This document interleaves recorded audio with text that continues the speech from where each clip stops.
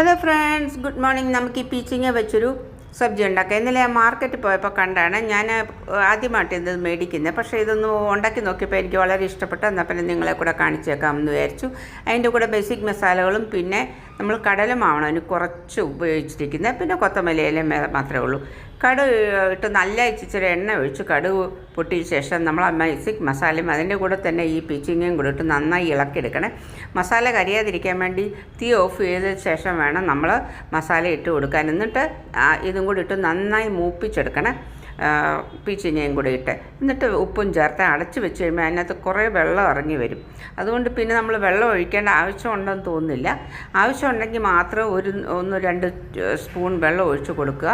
പിന്നെ അത് അടച്ച് വെച്ച് അത് നന്നായിട്ട് വേവിച്ച ശേഷം നന്നായി വെന്ത ശേഷം അതിനകത്ത് കടലമാവ് കുറച്ചിട്ട് കൊടുത്ത് നന്നായിട്ട് ഇളക്കി കൊടുത്തുകൊണ്ടേയിരിക്കുക. പിന്നെ ആവശ്യത്തിനുള്ള ഉപ്പും ചേർത്ത് നമ്മൾ കൊത്തമല്ലി ഇലയും ചേർത്ത് വാങ്ങി വെക്കുക. ഇതെല്ലാവരും ഒന്ന് ട്രൈ ചെയ്ത് നോട്ട് ഫീഡ്ബാക്ക് അറിയിക്കാൻ മറക്കല്ലേ. Okay, by.